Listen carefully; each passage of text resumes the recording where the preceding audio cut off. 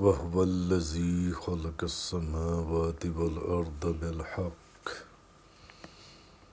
اور وہی ہے جس نے آسمانوں اور زمینوں کو برحق پیدا کیا۔ وَيَوْمَ يَقُولُ كُن فَيَكُونُ، اور جس دن وہ ہر فنا شدہ چیز سے فرمائے گا ہو جا، تو وہ ہو جائے گی۔ قولہ الحق، اس کا فرمانا حق ہے۔ وَلَهُ الْمُلْكُ يَوْمَ يُنفَخُ فِي الصُّورِ، اور اسی کی حکومت ہوگی جس دن صور میں پھونکا جائے گا۔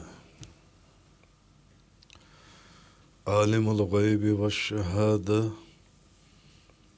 وہ ہر غیب اور ہر ظاہر کا جاننے والا ہے۔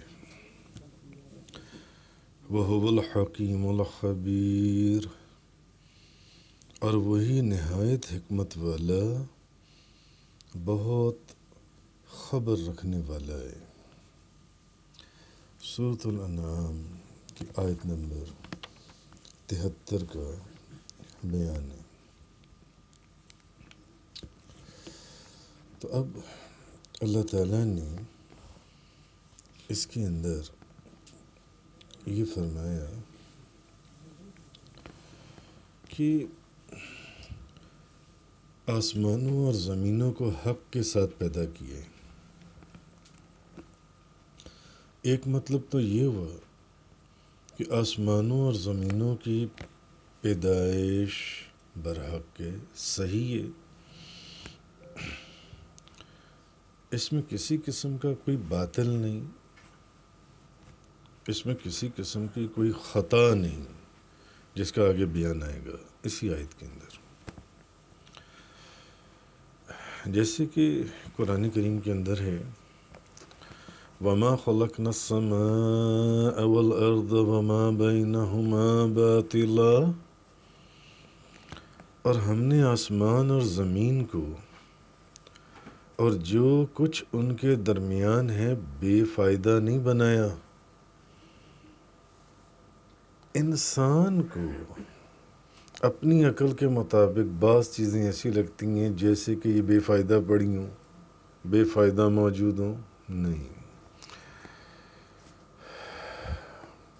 جو کچھ ان کے درمیان ہے کوئی چیز بے فائدہ نہیں ہے، کیونکہ اللہ تعالیٰ نے تمام چیزوں کو اپنے کلام سے پیدا فرمایا ہے،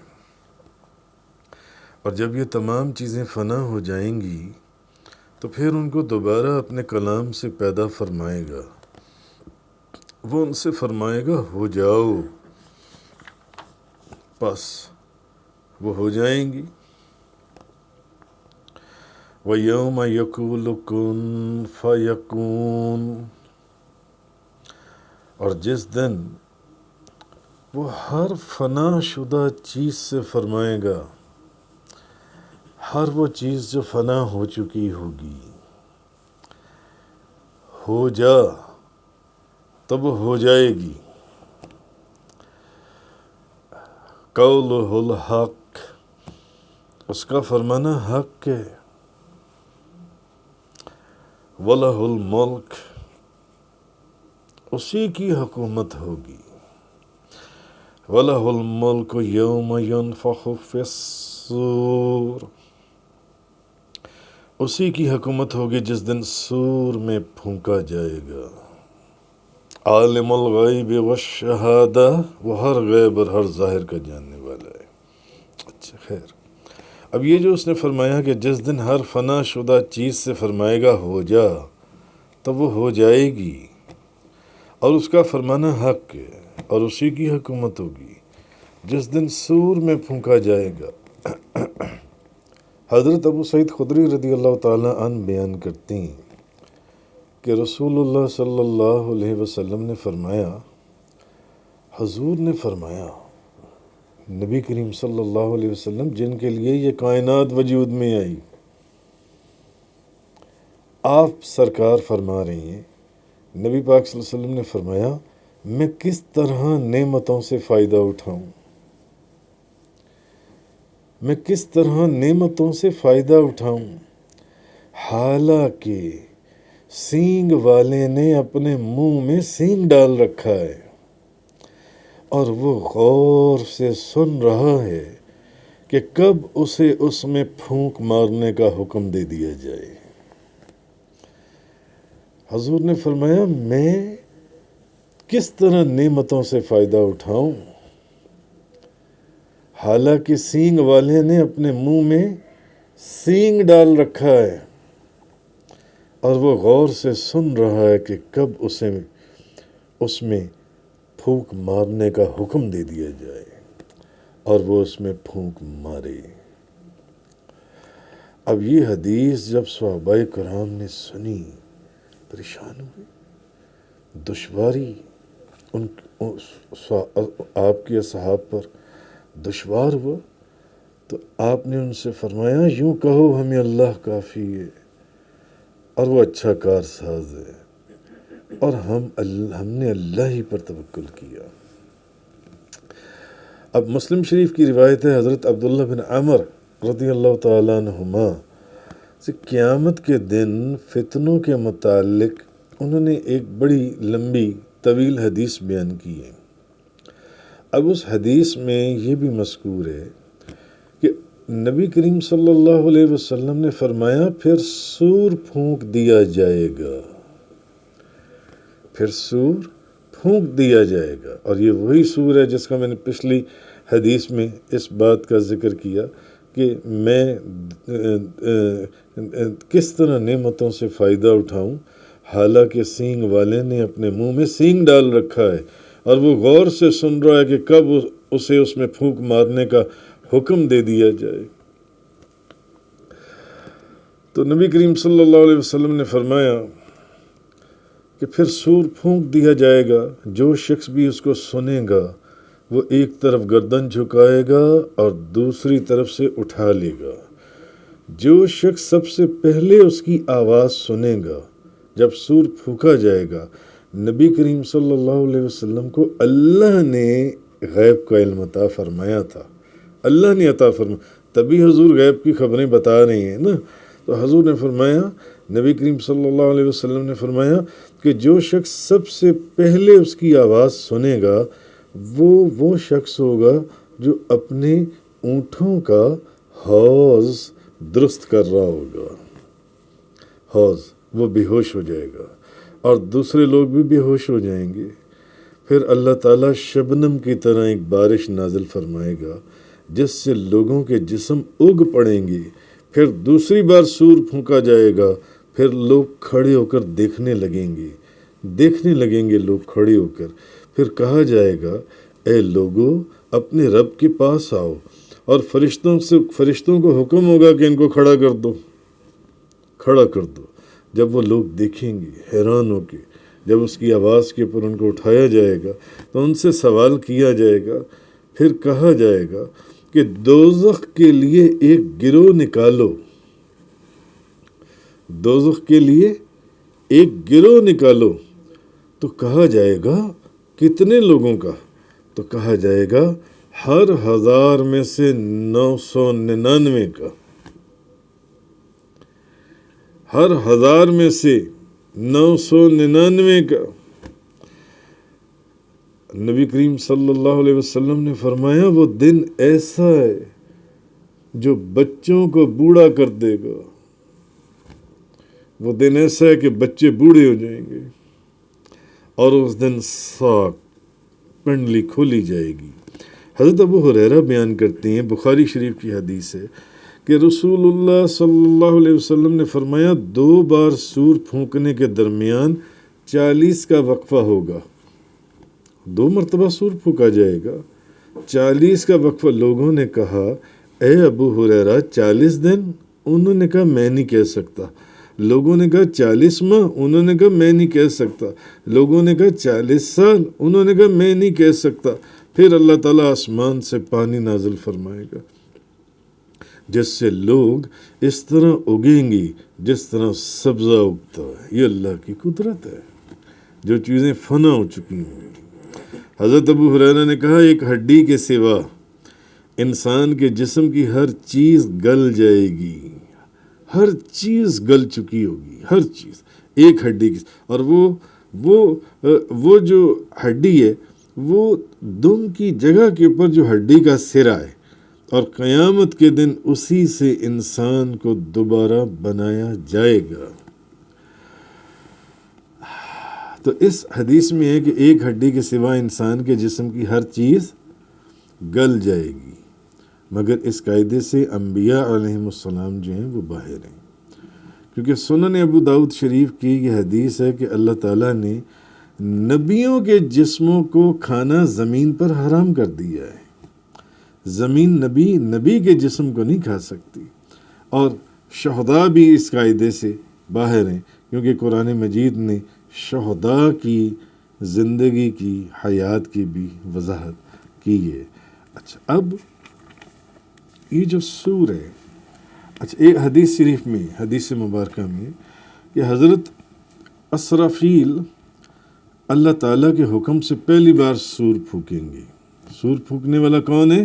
حضرت اسرافیل علیہ السلام۔ تو سب زندہ اشیاء موت کی نیند سو جائیں گی، اور جب دوسری بار پھونکیں گے تو ہر چیز زندہ ہو کر اللہ تعالیٰ کے حضور میں حاضر ہو جائے گی۔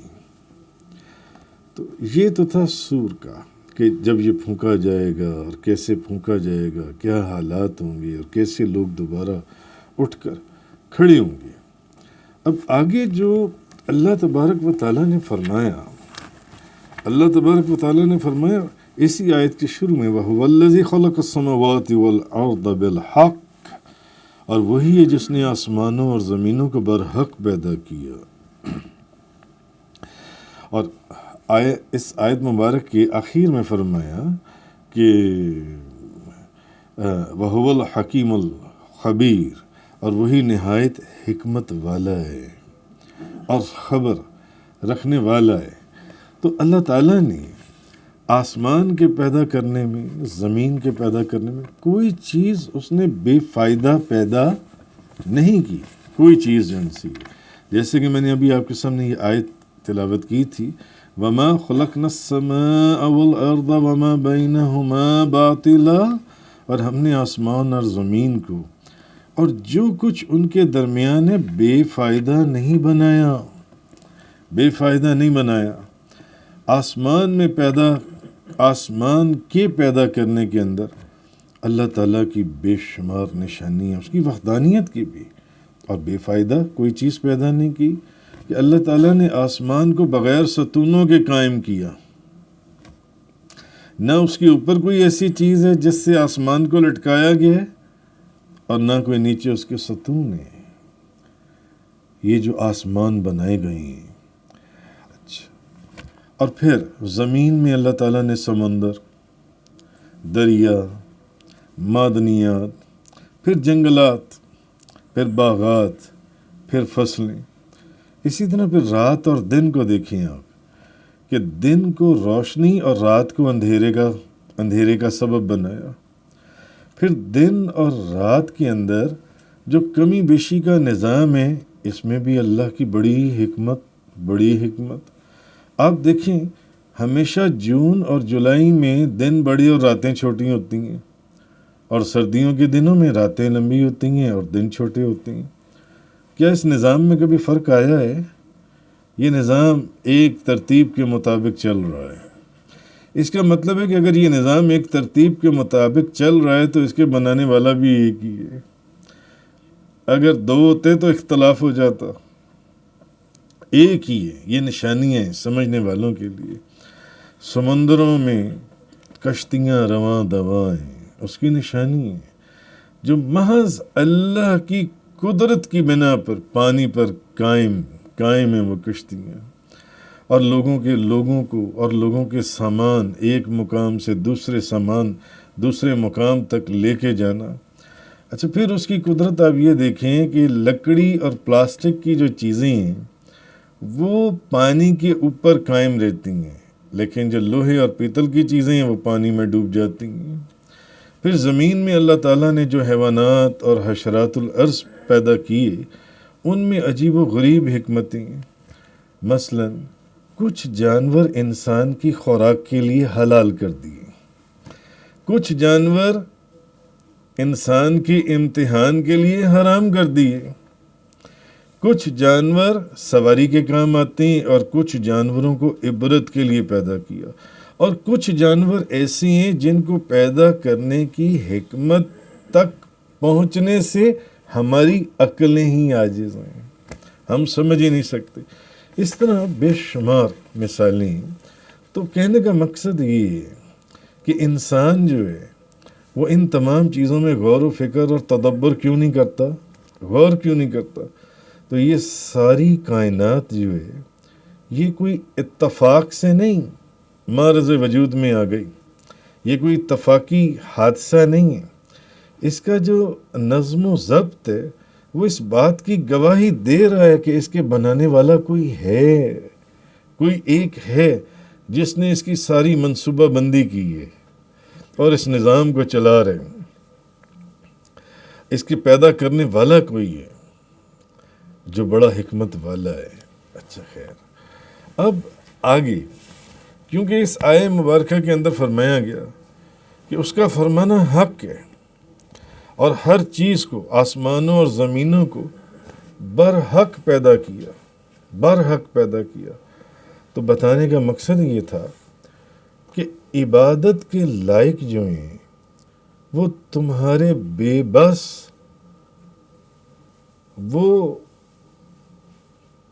جن کو تم شریک ٹھہراتے ہو، جن کو تم نے میرے ساتھ شریک ٹھہرایا، جن کو تم میرے علاوہ جن کی تم عبادت کرتے ہو، وہ عبادت کے لائق نہیں ہیں۔ ان کو تو تم اپنے ہی ہاتھوں سے تراشتے ہو اور پھر خود ہی سے ان کو سجدہ کرتے ہو، خود ہی ان میں رنگ بھرتے ہو، خود ہی ان کو شکلیں دیتے ہو، پھر خود ہی ان کو خدا بنا کر بیٹھ جاتے ہو۔ نہیں، بلکہ عبادت کے لائق جون سی ہے وہ ذات ہے جو وحدہ لا شریک ہے، جس کے ساتھ کوئی اور شریک کرنے والا نہیں۔ آہا، تو اس کا کوئی کام ایسا نہیں ہے جو کسی حکمت سے خالی ہو، اس کی کوئی تخلیق ایسی نہیں ہے جو کسی مقصد کے بغیر ہو۔ اتنی بڑی کائنات کے اندر آپ کسی حقیر سے حقیر چیز کے اوپر بھی اگر غور کریں تو آپ اس کے اوپر غور کریں، ریسرچ کریں، تو آپ کو پتہ چلے گا کہ اس حقیر سے جو آپ کو بظاہر ایک حقیر چیز نظر آ رہی ہے، اس کو بھی بغیر کسی مقصد کے پیدا نہیں کیا گیا، اس کو بھی بغیر کسی مقصد کے پیدا جو ان سے نہیں کیا گیا۔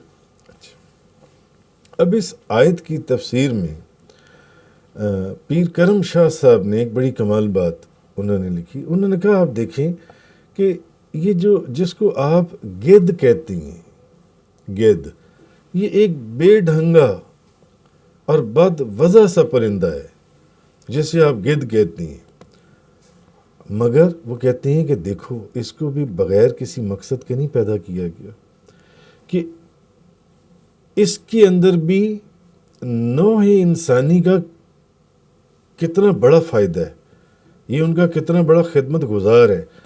وہ لکھتے ہیں کہ اگر یہ نہ ہوتا تو دنیا بھر کی میونسپل کمیٹیاں جو ہیں اور صحت کے ادارے جو ہیں وہ ان مردہ جانوروں کو ٹھکانے لگانے سے عاجز آ جاتے اور ان کی گلی سڑی بدبودار لاشوں سے زندگی تلخ ہو جاتی، جو دنیا کے اندر لاکھوں جانور طبعی موت مر جاتے ہیں یا ویسے مر جاتے ہیں۔ اچھا، اسی طرح وہ لکھتے ہیں کہ چیونٹی سے لے کر ہاتھی تک اور ممولے سے لے کر عقاب تک جدھر بھی آپ نظر ڈالیں گے آپ کو اللہ کی حکمت کے جلوے نظر آئیں گے، جدھر بھی آپ غور کریں گے۔ تو وہ اس آیت کی تفسیر میں نیو یارک سائنس اکیڈمی کے پریزیڈنٹ اے سی موریسن کے ایک مضمون کا انہوں نے اس آیت کی تفسیر کے اندر انہوں نے بیان کیا۔ تو انہوں نے وہ کہتے ہیں کہ ان کا یہ مضمون اگر آپ پڑھیں یا سمجھیں تو اس سے آپ کو بالحق کا مفہوم جو ہے وہ نہایت واضح ہو جاتا ہے۔ اچھا، اس کی اپنی ایک تحقیق ہے، وہ اس کے اندر اپنی تحقیق لکھتا ہے، اپنے اس آرٹیکل کے اندر وہ لکھتا ہے کہ اللہ کی قدرت کی نشانیاں جو ہیں ذرا دیکھیں۔ اچھا، وہ لکھتا ہے کہ زمین اپنے محور پر 1000 میل فی گھنٹے کی رفتار سے چکر کاٹ رہی ہے۔ 1000 میل فی گھنٹے کی رفتار سے زمین جو ہے وہ چکر کاٹ رہی ہے، 1000 میل۔ اگر اس کی رفتار، اچھا اب زمین کی یہ رفتار سائنس نے اس کو ڈٹرمن کیا، جنہوں نے ریسرچ کی انہوں نے اس کو بیان کیا کہ زمین جو ہے وہ 1000 میل فی گھنٹے کی رفتار سے چکر کاٹ رہی ہے۔ اگر اس کی رفتار 1000 میل کی بجائے 100 میل ہوتی تو دن اتنے لمبے ہوتے۔ اب یہ وہ شخص آرٹیکل لکھ رہا ہے، ایک غیر مسلم آرٹیکل لکھ رہا ہے، دن اتنے لمبے ہوتے کہ سورج کی تپش اور گرمی تمام کھیتوں اور باغوں کو بھون کر رکھ دیتی ہے۔ اگر زمین 1000 میل فی گھنٹے کی بجائے 100 میل فی گھنٹے کی رفتار سے ہوتی تو ہوتا کیا کہ کھیتیاں جل جاتی، باغات سڑ کے سوا ہو جاتے، کھیتیاں نہ ہوتی، اور راتیں اتنی لمبی اور سرد ہوتی کیونکہ اب اس کی رفتار 1000 نہیں ہے، 100 میل جون سا فی گھنٹے کی اس کی رفتار ہے۔ راتیں اس کی اتنی لمبی ہوتی کہ زندگی کی، اگر کوئی زندگی لمبے دن کی وجہ سے بچ جاتی تو وہ رات کی سردی جو ہے وہ اس کو ختم کر دیتی، اس زندگی کو۔ اگر وہ دن میں مرنے کی بجائے بچ گیا یا وہ نقصان پہنچنے کی بجائے بچ گئی یہ چیز تو رات اس کو ختم کر دیتی۔ اب وہ کہتے ہیں کہ سورج کا درجہ حرارت جو ہے، سورج کا درجہ حرارت اللہ تعالیٰ نے اس کو 1000 میل فی گھنٹے کی رفتار رکھا۔ آگے پھر سورج کا درجہ حرارت جو ہے یہ 12000 ڈگری فارن ہائٹ ہے۔ سورج کا درجہ حرارت کتنا ہے؟ 12000 ڈگری فارن ہائٹ۔ لیکن زمین کو سورج سے اتنی دوری کے اوپر رکھا گیا ہے کہ وہاں سورج کی حرارت اس قدر ہی پہنچتی ہے جو اس کے لیے فائدہ بخش ہے۔ زمین کو سورج سے اتنے ڈسٹنس کے اوپر رکھا گیا ہے کہ جو اس کے لیے فائدہ مند ہے۔ اب سورج کا درجہ حرارت 12000 ڈگری فارن ہائٹ ہے، لیکن اگر سورج کا درجہ حرارت 12000 ڈگری کی بجائے 6000 ڈگری ہوتا تو پورا کرۂ ارض زمین جو ہے یہ برف کے نیچے دب جاتا، ختم ہو جاتا۔ اور اگر 12000 ڈگری ہے نا، 12000، تو اگر جون سے 6000 ہوتا تو ساری زمین برف سے ڈھک جاتی، اور اگر 6000 بڑھا دو، 12000 نہیں 18000 ہوتا، 18000 ڈگری، تو ساری زمین اس کی گرمی سے جل کر راکھ ہو جاتی۔ اللہ تعالیٰ نے زمین کے محور کو بھی ایکوریٹ اور سورج کی اس گرمی اور زمین کے اور سورج کے ڈسٹنس کو بھی ایکوریٹ اور اس کا فارن ہائٹ ڈگری جو ہے وہ بھی ایکوریٹ، کہ وہاں جہاں اس کا فائدہ ہے۔ اچھا، زمین کا جھکاؤ 23 درجے کا زاویہ بنتا ہے، وہ لکھتا ہے، اور اسی جھکاؤ کی وجہ سے ہوتا کیا ہے کہ موسم بدل کر آتی ہیں، اور اگر اس میں یہ جھکاؤ نہ ہوتا تو سمندر سے اٹھنے والے بخارات جنوب اور شمال میں حرکت کرتے، اور تب بھی ایسی برف باری ہوتی کہ ساری زمین اس برف باری سے ڈھک جاتی۔ پھر وہ لکھتا ہے کہ اگر چاند کی دوری زمین سے اتنی نہ ہوتی جتنی اب ہے، بلکہ صرف 50,000 میل ہوتی، تو سمندروں میں جو اتار چڑھاؤ ہے وہ اس شدت سے آتا کہ زمین کے اوپر جو پہاڑ ہیں وہ اس کا پریشر ان پہاڑوں کو بھی بہا کے لے جاتا. اور اگر سمندر چند فٹ اور گہرے ہوتے تو ساری کاربن ڈائی آکسائڈ اور آکسیجن دنیا سے ختم ہو جاتی اور روئے زمین پر کوئی سبز چیز، پتا، گھاس، کوئی کھیتی، کوئی باغ، کوئی کچھ بھی نہ ہوتا. تو کہنے کا مقصد یہ ہے کہ اس حکیمانہ نظام پر غور کرنے سے انسان اس نتیجے پر پہنچتا ہے کہ یہ جو کارخانہ ہستی ہے، یہ جو ساری دنیا کا نظام ہے اس کائنات کا، یہ اتفاق سے معرض وجود میں نہیں آیا، بلکہ ایک حکیم اور دانا اور خالق کوئی ایک ہے جس نے اس کی تخلیق کی ہے، ورنہ زندگی کا کوئی امکان ہی نہیں تھا. اچھا، اب یہ آرٹیکل اس نے اکتوبر 1960 کی ریڈر ڈائجسٹ کے اندر، ریڈر ڈائجسٹ نے یہ چھاپا ہے ان سے، اور یہ ریسرچ 1960 کی ہے، ابھی جبکہ سائنس اتنی ایڈوانس اور ماڈرن ہی نہیں ہوئی تھی. اس وقت اس نے ثابت کیا کہ دنیا کی کوئی چیز بھی بے مقصد پیدا نہیں کی گئی. ایون اگر کسی چیز کا کسی چیز سے کوئی ڈسٹنس بھی رکھا گیا تو وہ بھی بے مقصد نہیں ہے. اور سائنس کی روح سے اس نے ثابت کیا کہ اگر اس ڈسٹنس کے اندر بھی تھوڑا سا فرق آ جائے،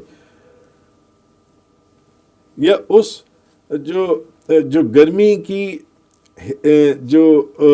جو کیفیت ہے اس کے اندر کوئی فرق پڑ جائے، ساری دنیا کا نظام بدل جائے جن سے. تو اصل چیز یہ ہے کہ اللہ تعالیٰ نے اس آیہ مبارکہ کے اندر جو فرمائی، وَهُوَ الَّذِي خَلَقَ السَّمَاوَاتِ وَالْأَرْضَ بِالْحَقِّ، اور وہی ہے جس نے آسمانوں اور زمینوں کو برحق پیدا کیا. وَيَوْمَ يَقُولُ كُن فَيَكُونُ، اور جس دن وہ ہر فنا شدہ چیز سے فرمائے گا، اس کے لیے کچھ مشکل نہیں، وہ ہر چیز پر قادر ہے. قولہ الحق، اس کا فرمانا حق ہے. وَلَهُ الْمُلْكُ، اسی کی حکومت ہے. یوم ينفخ فی الصور، جس دن سور میں پھونکا جائے گا. عالم الغیب والشہادہ، وہ ہر غیب اور ہر ظاہر کا جاننے والا ہے. وَهُوَ الْحَكِيمُ الْخَبِيرُ، اور وہی نہایت حکمت والا اور بہت خبر رکھنے والا ہے. صدق اللہ تعالی وبلغ رسول اللہ صلی اللہ علیہ وسلم. تفسیر قرآن کا یہ لیکچر انگلش میں سننے کے لیے براہ کرم ڈسکرپشن میں موجود لنک پر کلک کریں.